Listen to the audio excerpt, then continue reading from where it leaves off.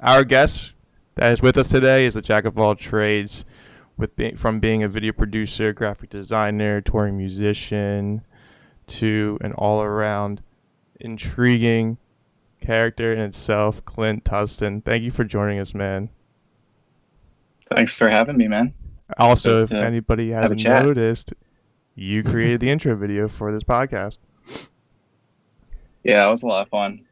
I was like, dude, can you just let me do like a EDM guitar track? And you're like, sure. I was like, yes. So that was a lot of fun, man. Blank canvas. The first time I've ever worked with, I've worked with plenty of people. Like, John Howe, that works with Fearless, and he's worked with Dance Gamba Dance and stuff. Like, he's cool. Him and I are cool because we know each other through Poeta. He's done stuff for Poeta. And you've worked with some Fearless bands over the time. And he was pretty stoked that he saw that. But it's between him and you. I haven't really, like, I would ask for an idea of what we wanted for product, and then when I would get the product, nothing has changed. And that's so fucking rare, dude. Like, usually you have like a couple like things here and there. It's like, you know what? Can you like edit the text or edit something like this? I was like, Yeah. no. Yeah, those are the best, man. No revisions. It's always great. Get stoked on that. Oh, But at the geez. same time, I mean, I don't mind doing revisions either way. But yeah, it's true. Like whenever I send something over and someone's just like so fired up on it, like that's definitely the best part of doing client projects. Growing up, being a musician and like investing your time in everything that you do, how did you manage your days or your weeks with productivity? Because you do a lot. I mean, I can just tell everybody right now that you've already, if they don't know who you worked with, I mean, you've worked with fearless bands like ABR, August Burns Red, and you've toured with Galactic Empire, Carousel Kings, Signed to Victory Records. You were on Warped Tour in 2017 in the East Coast, I think. Yeah, the first like half of it, Yeah, because which was like, yeah, it's a weird like routing, but yeah, it was like West Coast and like South. I don't know, it just goes everywhere. it really It's does. weird. And you probably went to Canada too with that tour, I think. Yeah, maybe. I Maybe you forget, were man. there. It's all a blur. Yeah, I I mean, that know. all tells you how busy you are. The fact that you can't even remember that. So, So all how kind of blend oh, together. oh man, Warped Tour. Woo. yeah, I know. How did you manage your time, like growing up and like really involving yourself with all these trades? It's a lot. Yeah, I really didn't do like any time management at all, honestly. Like, I just got lucky in that I started playing. Well, first I started on like trumpet in like fourth grade, but like I like really liked playing trumpet, and then I was like, okay, guitar is way cooler and easier, and I started playing guitar around like 13, and just got like obsessed with it. So other than practicing guitar like all the time, I didn't really do anything special, but like really didn't know like shit about whatever music Mm-hmm. industry. And getting like a normal 9 to 5 job at like a finance company where I was a business analyst, and I was just like, wow, like I mean, I don't hate on 9 to 5 or anything, but I was like, this is not for me. Like I was like pretty unhappy with that. Mm-hmm. And then I just kind of tried to like dig my way out of that basically. And ever since then, that's when I've started being like a little more, I guess, like determined and like a little more focused with like, what I do and like goals and shit. Because at first it was like, okay, I want to get away out of this job and like do something that I enjoy, because like I kind of sucked at the job because I just didn't enjoy it anyway. So that was the first goal. It was like, okay, like make money somehow doing something that actually, and then I know it's like I've reached that goal and I can just do kind of chase whatever is piquing my interest. But yeah, so I really started off with like having no idea what I was doing, and then just not knowing really what I wanted to do, but I didn't know what I wanted to do, but I knew I was like, okay, it's not this, so I gotta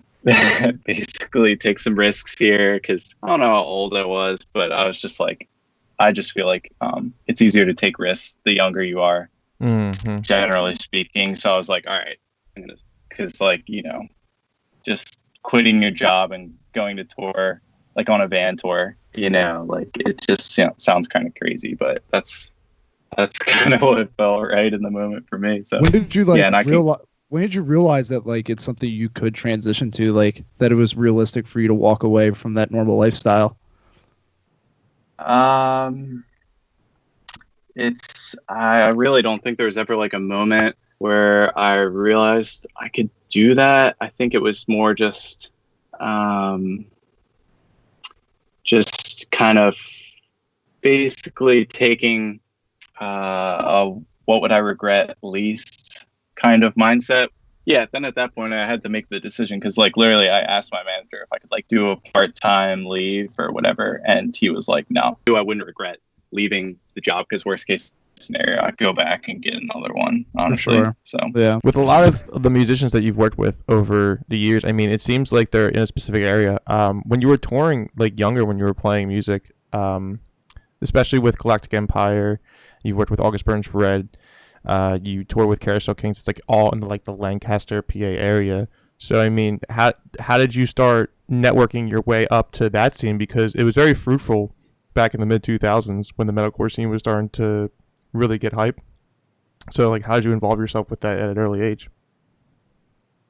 yeah, let's see. I guess I was working at my job in Philly, and I've been playing guitar for a while, but I had recently gotten into like audio engineering and like producing. Oh no shit. I started doing that when I was like 21, and but I was like really obsessed with it at the time. I was working at my job, and so I was like, shit, I want to, like, my goal was to like leave my job and like do an internship at like a pro studio, Mhm. and like just make that like my career. Was this after you got your business degree at Temple?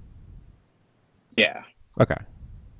Yeah, it was basically like I graduated, I started working in IT at a finance company, and then I was like, like, this isn't for me. And I was trying to think of like stuff I'd actually like to do.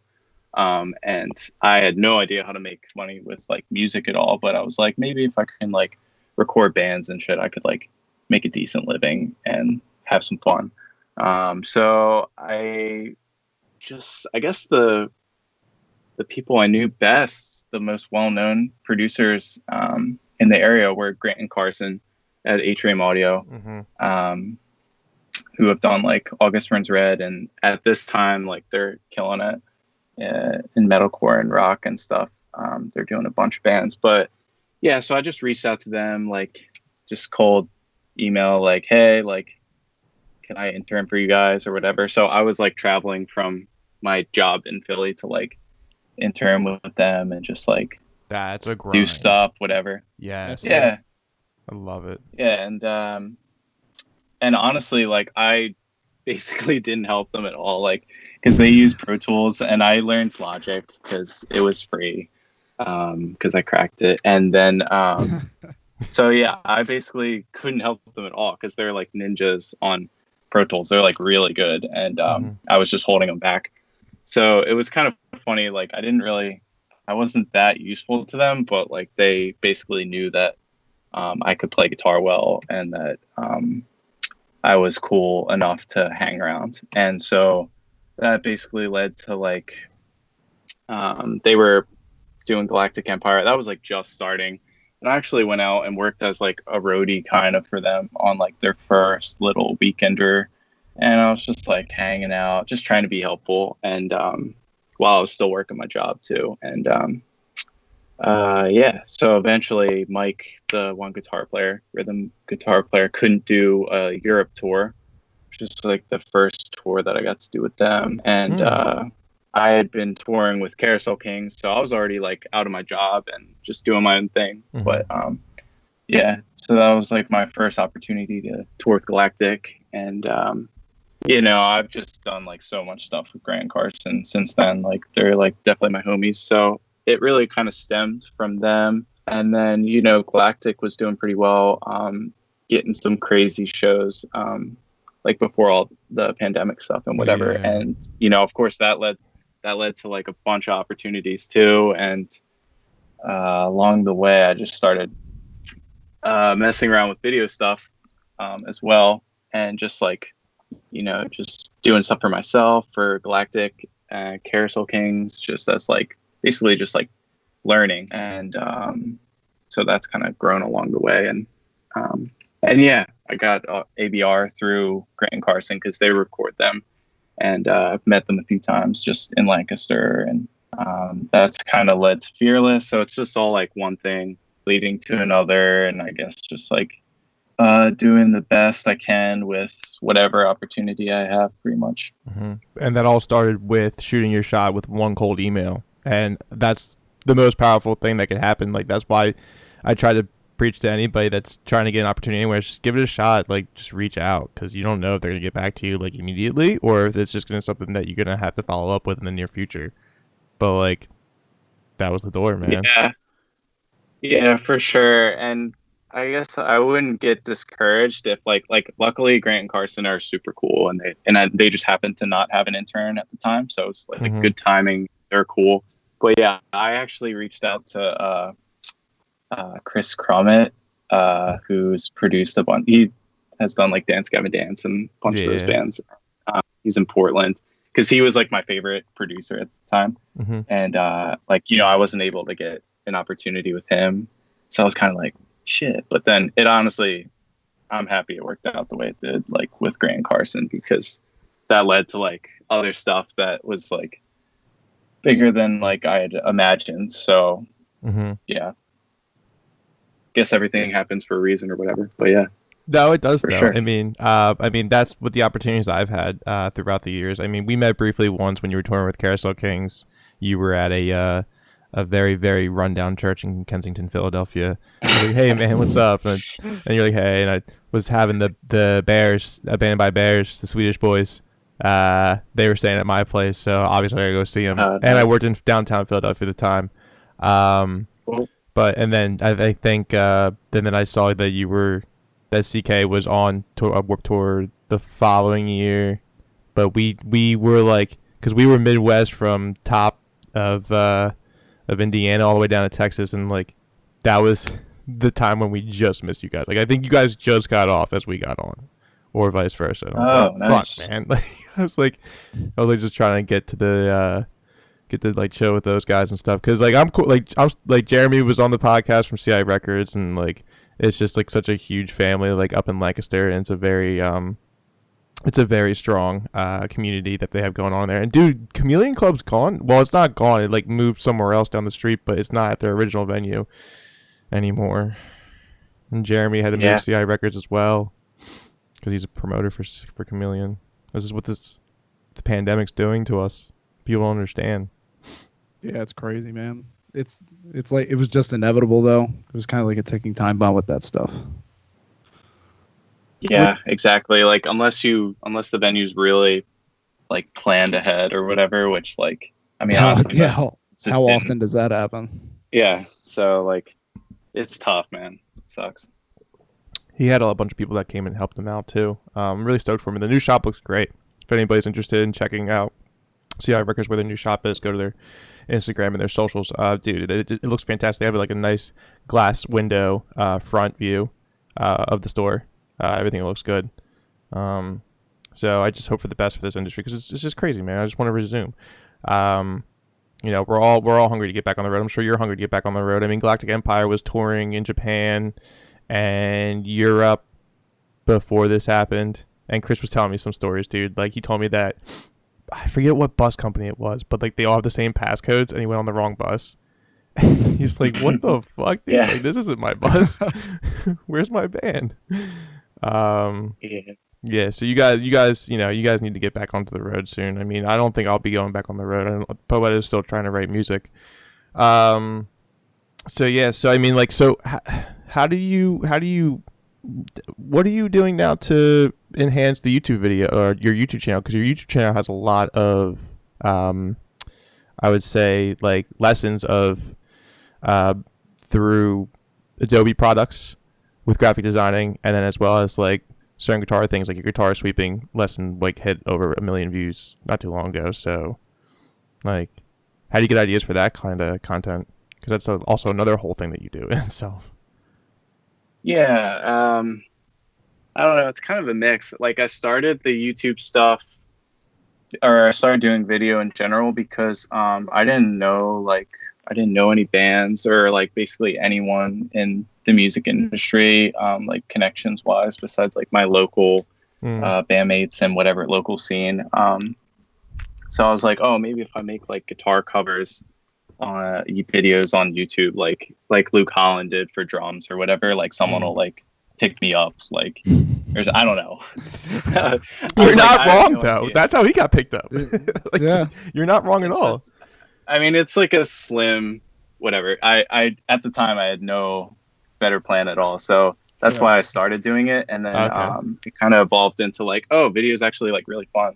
I actually enjoy this, so now it's like it's a mix, like where a lot of the times, or a lot of my previous videos, it's literally like it's like how to record guitar or whatever, but it's literally just me being like, I want to mess around with like VFX stuff on video, and it'll be like technically it's a guitar lesson, but really it's just like I'm messing around with whatever I want to with video. So it's a lot of that. Like I'm just trying out stuff because, you know, it's not like a client project where if I spend like a ton of time doing like some really like ridiculous like thing that like is very specific or whatever, and they're going to be like, dude, like what were you thinking? Like we don't like this, and you know, you just wasted that time. Like it's my YouTube channel, so I can do whatever I want. I can just do really dumb like stuff in my videos and just have fun with it. So that's kind of really what I do. Is like I do kind of I pay attention to like what videos do well on YouTube and trying to think like, oh, like maybe I'll try something like that. But I feel like whenever I try to like design something to like get a lot of views, it just like never works like that. So I kind of just try to like have fun with it. And if it does well, it does well. But it's definitely discouraging when the videos don't get a lot of views. Like, so I guess at least like when I make the videos, it's like I want to at least like have fun on the video end of things and be like happy with it. So if like I watch it back, I'm like, okay, like, you know, I'm happy with how this turned out. Like even if it doesn't get a lot of views. So that's kind of my mindset going into it. But yeah, hopefully I can get that shit popping.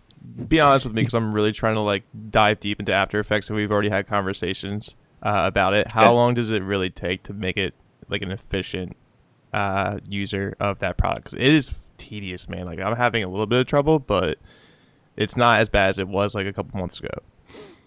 Yeah, for sure. Honestly, I don't feel like it took me that long to like be able to get something together, but like that being said, like I'm still learning stuff that's like pretty basic to this day, even though I've been in it for like, I don't know, maybe 2 years now. I think the first video I did that was like pretty exclusively After Effects, I did this like Zelda video for August Burns Red. It was like a guitar playthrough, and I was just messing around with all this stuff, and it was like, you know, definitely it took me forever, like because it's, you know, it's a steep learning curve, I guess, but yeah, it's not too bad. I guess the nice thing about the Adobe products is there's like all the tools are the same and stuff like that. So once you start getting one down, or if you're like really good at Photoshop or whatever, then you can kind of translate that a little bit to After Effects. It's not like too hard to pick up. But yeah, I'd say biggest advice for getting better is just like finding stuff that's cool and that you get like motivated by, just like basically easy wins, and then like that kind of gets you started with it, and then like from there you try and learn like fundamentals, which is kind of like I'm speaking to myself right now because I'm trying to learn 3D stuff, and it's like, oh, so you're going it's to like Cinema 100 3D times harder. Are you going to Cinema 3? Oh my god, no, dude, that's a whole nother beast in itself. So I applaud you for doing that. Fuck, like it's tough. I know you can tackle it, bro. I'm not doubting you. That's not what I'm saying. I'm saying you can fucking do it. I had a guy that tried to show me like a couple like tutorials of like how to do it like way back in the day, and I was like, oh, what? Like, and this kid was like 19 doing it. I was like, oh my god, like I can't even wrap my brain around how you got to this point. Making it a sphere, like float around. Yeah. It's crazy. Oh man. Do you have any favorite projects that you're currently working on that you could possibly talk about? Maybe. Hmm. I guess I probably can't talk about the ones I'm working on right now, That's okay. I mean, but the ABR projects that you guys were, I mean, you guys, it was just you, but you were putting a lot of content out with promotional videos for them as well as those playthroughs too. I mean, how yeah. Sorry, what were you saying? nah, like how we are on a delay. But how many projects have you really worked with them? And I'm sure you'll be continuing to create more content for them in the future when things resume. Maybe even though you're still doing playthroughs for with Matt Greiner and you did one for Dustin, I believe, right, as well. Or Yeah. yeah. I did some that they haven't released yet, and then Mhm. Matt's doing his drum lessons, which it's going well. So we're going to be doing some more of those. And he has ones that he hasn't released either. Mhm. Um, yeah, we're cranking them out. So I've definitely done the most videos, or I should say, they're the client I've done the most videos for. Probably I've done like a bunch. But yeah, I guess the only ones that were different from playthroughs were I went on tour with them for like 2 weeks and did like some kind of like tour content, like live content, and yeah, that was a great experience. I mean, it's just it's great working with them because they're really cool guys, and I don't know, they're just a great client. Like they're super fun, and I'm like pretty good friends with them right now. And I was a huge ABR fan back in the day, like I don't know what it was, 2008. I was like obsessed with messengers or whatever. So Mhm. definitely, and still digging their new stuff too. So yeah, it's definitely, I'm like super thankful to that they keep hitting me back for more videos and stuff. But yeah, And if they yeah, don't, we riot at dawn. Exactly. I think that's a great idea. No, we love those dudes. It's just such a cool niche community that you put yourself in, and now you're in that whole circle of that community. I love it. yeah, for sure. I mean, yeah, Grant Carson, the AVR guys, and then now Grant and Carson are moving to, I think, Rocklit it soon. So I'm Okay. sure that's like another whole community there of people that are doing cool stuff within like the music industry. So That is crazy that you're. I noticed, like, I'm looking at your YouTube stuff right now. You definitely can't go wrong with sweet picking content because everybody's just gonna eat that shit up. I know The graphics could do it too. it's The graphics do it Yeah, for me, seriously, bro. man. Like, it's Honestly. awesome. yeah. I used to watch a bunch of like guitar videos when I was younger on YouTube, and there was a lot from this Japanese guitar magazine called Young Guitar, and they would have like the dude doing his like thing or whatever, and like and it would come up with like exercise 3, and it had like the hiragana and like all the Japanese and stuff, and I was like, so that's kind of loosely modeled off that because I was like, these videos are the best. It's So a, yeah, it's amazing, like, what kind of content you can get now, like, compared to when I learned how to play, like 15 years ago. Just like the content's so good, you can get anything that you're like that you want to get into in terms of like any style of music. Like the shit back in the day used to just be so like boring, like rudimentary, like essentially what you get if you walked into a music shop. Like now, like I like for bass, I think Davey is like the funniest shit you can get. But oh like yeah, it's all so much good content. Like you can actually learn so much from it. Even like on a more like practical basis in terms of like real theory and like real uh almost like curriculum, like Scott's bass lessons, those kind of guys. Like you can get anything and the free shit's fantastic. seriously, and that goes for like basically anything, honestly. Like I feel like we're spoiled for sure. Like you can just learn anything like so quick, and like even if you want to like pay for some content, like some like an actual course, like a lot of times it's like not even that much money. It's awesome. So And you Yeah, get so like many I people just that do master classes too. Like those are really good. Mm. yeah, for real. Like I think yeah, like when I was younger, I was definitely just really lucky to have like a good guitar teacher for like a Yeah. year or two. Because yeah, the internet stuff was like not, it just really wasn't there, except for there was like for guitar there was like some like bootleg like rips of like these REH like shred Yeah. VCR like Paul Gilbert and stuff and whatever, like that was like my shit. But other than that, like yeah, it's just like old like blues dads like Yeah, that's just seriously what talking, like literally not even playing, like just talking for like 40 minutes. Oh my god, that like kind of reminds me like to kind of like go into another lane, but I was on Facebook today, and there's this group that I started to follow, and it just like came up on like I my already know. suggestion. You know what I'm talking about? Yeah, It's like, I already know. oh my god, what's it called? It's called like uh Like guitar boomers or something. I forget. yeah, it's a guitar Facebook group, but it's all boomers. So it's Yeah, everybody it's like- commenting as if they're a boomer, and it's just hilarious. Yeah, my roommate shows me a bunch of those. Oh It's, my god. There's another guy. There's a guy on Instagram. I showed you, George. It was Rigs of Dad, dude. Rigs of Dad. I don't know if you ever my checked that out before. God. You want to talk about like this dude, he must just like go on like the hashtag pages and just look for stuff in terms of everything is the same lane. It's all like dudes in their 50s that think they're going to be a rock star, but they're out there like playing Slayer at like some like flea market in somebody's backyard.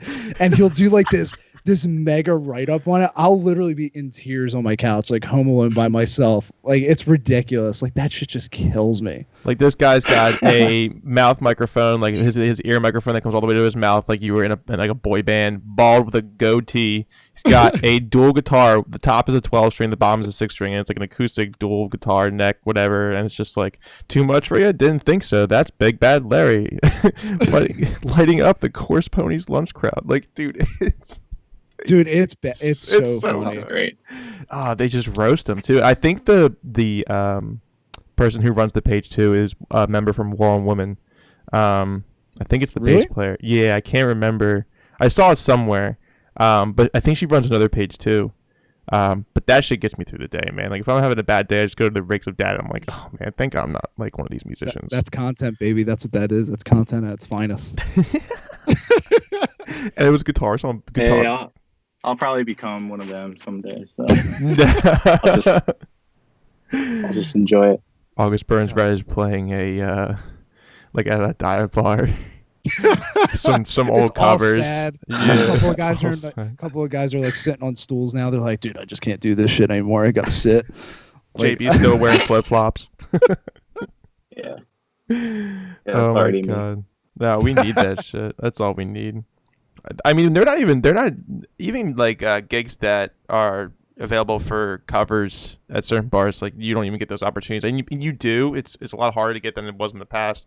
But it's either you have to be outside playing the show, or you're still playing to a capacity of like at least 25% to 30%. So and then and usually the gimmick for it is you get a solid pay and then you get tips on top of that. But if you have a quarter of the capacity in the restaurant, are you really getting tipped out? Probably not. So it's still going to put a beating on, trying to make some money off of it. yeah, it's tough. Is there somewhere you want to go back to when touring resumes, like country wise? Because you've been to a lot of very significant places like Japan and Europe. Yeah, Japan's always up there. Been there 3 times now. Oh, I'm so jealous. And I would love to go back again. It's like even just Tokyo. It's like you could spend so much time there. It's like such a huge city, and there's so much going on. Did you ever drive go-karts in the street in Japan? No, but I've seen it like you got countless times, like the Mario karts. I Shit's wanted so to do funny. it last time. Oh Yeah. my god, that's like my number one bucket list thing if I go to Japan is that. Yeah, there's so much good stuff to do there, and it's just so different from anywhere else I've been. It's definitely the most different, but I like it. Do you find like differences with the crowds there in terms of like, because it is obviously with like the Western music that we have, like do you think that there's like any change in like the vibe that you get, or is it pretty much the same across the board? Yeah, there's definitely a difference. It's the main difference I noticed is like before the band goes on, like, so picture like a stadium with like whatever, a lot of people in it. And the crowd is literally like silent. You're standing side stage and you're like, is there really like whatever 10,000 people out there? Because it's like literally everyone's just quiet. They're like waiting, or at least like in my experience, you know, they're crazy. waiting. Or they're very like respectful, and but then once the show starts, you know, they're going ape shit. Like when it's time for like, you know, when the song ends, everyone's just like going nuts and shit. So I thought that was interesting. That's definitely different from like, you know, in America, everyone's just loud all the time. So. Drunk, high. Yeah. Yeah. So I guess that's the only thing I noticed. And then also, it seems like clearly everyone buys merch. Oh, that's pretty awesome. At all the shows, it's like literally every person in the show is like buying a full like merch package. So yeah, the music industry definitely seems to be more like popping over there. Like there's still like CD sales and like what whatever. Like I remember when Carousel Kings went over there, we brought like a bunch of CDs and like vinyl and basically sold like all of it. Wow. Even though Carousel Kings. It must be because I don't know. I probably think it's just because they know that it's so difficult for you guys to come back. There might not be another chance for them to get their hands on that kind of stuff. So they just like take the opportunity just to grab it. Yeah. Yeah, it's definitely true. And like, I guess a lot of those genres that like with Carousel Kings are like pop punk or like certain metal. Like I could be totally wrong here, but like I feel like a lot of it happened in the US maybe, and then like first or something. So like a lot of those like bands that were pioneers of it or whatever. That could be totally wrong though. I have no idea. But yeah, either way, they love to support. And I think maybe they just got Spotify. Like they definitely got Spotify a lot later, like streaming a lot later than Western countries. So that's why physical sales are still so high there. I think it's a good point. It's like there's literally still like Tower Records, like a huge record store. That's so like cool. Imagine Actually, like a big FYE or whatever. Like that's literally like it's crazy. That's crazy. You know. It's just maybe it's just the culture, because they do have a lot of stuff. Like I don't know, like a lot of collectibles. Like I think Japan just like has novelty items for sure. That aesthetic to them. Yeah, they just love that aesthetic. Chris was telling me that when you guys would show up to some of the venues, you wouldn't even have to touch your equipment. Like it was already set up beforehand. Like in Japan, that you basically still have to be your own roadies in Galactic Empire. But then there were a couple shows in Japan where it was like, oh, you showed up and like all you have to do is just plug in and warm up and play. That's it. That's crazy. Yeah, I mean, as far as like dealing with crews at a venue where, I guess like if you're a band that's big enough and you have like your own crew that like loads stuff in, and then there's a crew at the venue that like kind of helps with them with that. Like, we didn't have a crew with Galactic, just, you know, because there's only a few shows, but like yeah, like the crew in Japan that helped us was like so attentive, like definitely much more so than like something in the US, like literally down to like mostly with like the drums, like very particular like stuff that was like just perfect. It was like, wow. Yeah, so they're awesome. Very precise on what they do. Because I mean, that's just like it's really respectful to think and you can come into your gig and trustingly know that everything's gonna be set up to the way you like it. Which I mean, I've never experienced that. I mean, on Warped Tour, I don't think. I mean, if you have your own stage guy, like you don't do that. You're doing everything yourself. So, like, yeah, definitely not on Warped Tour. No, different experience. Different experience. If you're not even willing to help. If you're not even willing to build the stages, you don't belong on Warped Tour. Because I was trying to pitch in like for Skull Candy every day. depending on like what the stage was. Unless if we were sharing the amphitheater, we were sharing the 2 stages where it was like Journey's Left Foot and then the Skull Candy stage. Like that's it. I mean, you just set up your stuff, but that's it. But setting up stage wise, like our stage manager, like, you guys coming in the morning? We're gonna be in the parking lot. I'm like, yes sir. No problem, man. Mitch was a cool fucking guy. He we hung out with him at a couple of barbecues, and he was showing us that he worked for Michael Jackson for a long time, and then he was like, yeah, you see that big fat pink guy in black or white in that music video at the end where the cast is? He's like, yeah, it's me, motherfucker. I was like, no shit. Like, Dean's getting hyped up, feeling that vibe from it, huh? yeah, dude. You imagine that's how he like tries to pick up chicks at bars. He's like, you ever watched the black and white music video, bro? I love that guy. That whole tour was just very. It's very exhausting. And we were only on for 10 days too. So I mean, I can only imagine what it's like to do a full run. We just got lucky. Same here. Yeah. Do you have anybody that you probably want to work with in the near future? I mean, that might be on your radar? Because obviously, like, I don't think anybody would have a problem like collaborating with you if you reached out to them at all. Like, I've reached out to a bunch of people to be on the podcast, and they've collaborated fairly well. So, I mean, like, I could see you getting a hold of somebody that you really want to work with. Yeah, I don't know. This is something I have to think about more for sure. Because, like, I've always been very, like, I guess, like, proactive with, like, stuff I want to learn or whatever. But as far as, like, networking stuff or, like, getting gigs, it's always just been, like, doing what comes to me. Mm-hmm. So I thought about that the other day. I was like, maybe I should hit some people up. But yeah, honestly, I really don't. No one comes to mind as far as like video collabs or whatever. But there's definitely some YouTube channels that like I'll probably think of later that are people I want to collab with. But Jared I guess. I was supposed to like do something with him at one point. I just remember the guy from Ormsby was like put me in touch with him, and he was like, yeah, let's do something. But of course, like we never ended up doing anything, but that's fine. You should just learn the entire Shred Wars video in like 24 hours like that one kid did.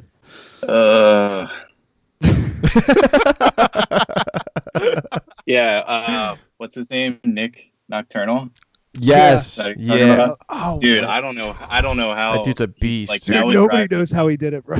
Like, that would drive me nuts. Like, I don't know. I like to. And it looked effortless. It takes me a little while to learn stuff. And yeah, like, yeah, exactly. So that's definitely like when I see that, I'm just like, oh, that seems like way too much work. Yeah, honestly. Not urgent. I should say, just not enjoyable for me. But yeah. He has music somewhere. I can't remember. But yeah, he did make it look like it was flawless. I do remember that. It was insane. I was like, what the fuck, dude? Like some of the musicians that he collabs with, I think I'm pronouncing his name wrong. Pliny? He's an instrumentalist. Oh, yeah, Pliny. Yeah, dude, he's pretty incredible too. Like just all around writing his own music and stuff. Yeah, for sure. Yeah, I kind of still have to like switch gears into like YouTube mode and like think about this stuff, like, what I want to do or whatever. Cause I've been like in like just learning. I've been just trying to like learn a lot of shit. So I've been like thinking of like what skills or whatever like I've been on trying to do. But then like now I'm like, okay, I kind of want to take a break from this and do some more, give YouTube another go. And yeah, so I should probably do some collabs and shit.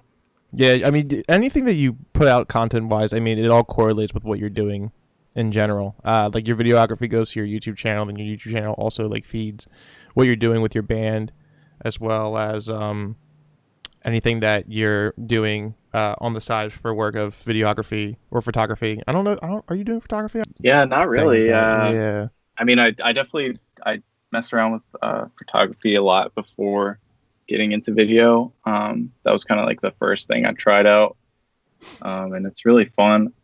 But I actually think it's harder than video, honestly, because you got to make like the one image look cool, like by Yeah. itself. Whereas like video, there's like if you had crappy footage, like you could still make it look pretty cool, but I feel like you have a crappy photo, it's like it's tough. And then like not to mention yeah, I don't know, like just even an iPhone can take like pretty sick pictures and stuff. So it's just like Wild. there's just so much of it. Like, you know, Yeah. I'm just like, all right, I want to like dive a little deeper with the video stuff. And then that just never stops, because then it was After Effects, and then now I'm like thinking about doing getting into 3D. So, but Yeah. I kind of had to like take a step back and be like, all right, I started this because I wanted more like guitar opportunities. So maybe I should get back to guitar, because I was kind of like I was getting pretty burnt out on some, like, as the video stuff got more complex, I was like, oh, like what am I doing right now? Yeah, I can only imagine. Then you just want to pick up your guitar and you like look at it while you're editing. You're like, oh, Yeah, I'm coming, exactly, baby. I'm coming. Like, Yeah. just give take some yeah. time. Yeah, like my like Yeah, behind me is another room where like I just drum, where I just like rehearse on my own, and doing the podcast. Like it's still like I'm still doing a lot of learning things in here and there, but like every time I'm like a little burnt out from it, I just turn around. I'm like, I'm coming. Just give me a second. Like, just want to play it like real quick. I'll beat the shit out of you in 5 seconds. It's no big deal. Just relax. And you'll like it. So I love that drum set. Yeah, because dude, I can only imagine like I feel like if you did collaborate with Jared Dines, there would be some good fucking content, like in general, like whether it's a guitar battle or not, or I could just see something like kind of like blowing up in a collab. Are you besides Galactic Empire, do we have any like do you have any music that you're personally working on in general with another band with original writing or anything else like that? I did like some ghost writing recently. Like I'll do stuff for like Grant and Carson sometimes, like their clients. Wrote a bunch of songs for this bodybuilder guy, Rob Bailey, who like, Nice. Yeah, he was like, I want to do a metalcore album. So he's like an Instagram bodybuilder guy. That's kind of sick, actually. Yeah, he screams, and so he hired Grant and Carson to do his album, and I wrote like 4 songs on it, and just, you know, it's fun to just do some metalcore every now and then, and that's kind of like what I do with them basically if I'm doing songs. And then for me, or for other stuff, I'll probably just do some solo stuff, honestly, I think. Because kind of like the intro song I did with you, I was just started messing around with I've never really messed with like EDM or like trap or like hip hop production, but I think it'd be pretty fun. So that's because I've always been really into mixing and producing and stuff. So I'm probably gonna start diving into that and just like use the guitar as like the vocal, and you know, because I'm not singing. So, and then basically try to imagine the visual as I'm writing the song and just make it like one big like project where I do like all my own music videos or like collaborate with people who I think are awesome, and just kind of put together, not really expecting anything from it, but just like kind of put something out, like a personal project, like an EP plus like some visuals. So yeah, that's definitely on the horizon for me, but otherwise not really. No, I look forward to that. I mean, and now that I'm thinking about it, I think, you know, it'd be really fucking cool, dude, because like the production of the quality of the production that you put out there is really, really fucking good. So I wonder if like you put that shit on Twitch and you just did your job like you normally do, and then like just like chat on the side. I wonder if people would flock to that. I think they would, honestly, because I don't see a lot of that on Twitch. I just see a lot of people just making music, but not really so much on the production side of things. I don't know. Yeah, I've been thinking about that. Your PC's pretty built well for something like that. Yeah. Yeah, it's true. It's like pretty extra. Yeah. I got all the RGB, so I'm good to go. Got the fucking UFO, the hacker man. vibe. Yeah. No, Twitch looks pretty fun, and I used to game a lot when I was younger, and so I definitely would be down to like do some Twitch. And I guess it's just like the just chatting, or I forget what it's called, like the non-gaming part of it, but I've seen some people do some pretty cool stuff with that. Like I don't know if you've heard of Kenny Beats. No. He's like a producer. He does like a lot of like hip hop stuff, but he's like crushing it like on YouTube and on Twitch. Oh wait, it's pretty cool I know to what see you're that. talking about. Yeah, it is pretty sick. Yeah, it's really like entertaining. He's definitely great at it. So like I was just thinking like, you know, I've seen a few people do stuff like that where I'm like, oh, you know, this is kind of new-ish and might be worth a try. And for me, even honestly, I'm like, I thought about it because like I watched some Twitch stuff and I was like just making like the emotes and the transitions, you know, Yeah. I'm like, that looks like fun, you know. I would just make like some really dumb transitions, like, so it doesn't even matter what I'm doing. I'm just gonna have like really ridiculous transitions, like, you know. That's like if you ever watched Dr. Disrespect, like I was literally so just Yeah. I was just watching his live shit for 5 it's seconds. so funny. I Dude, love like that the shit. build up for that shit, like it's too much, man.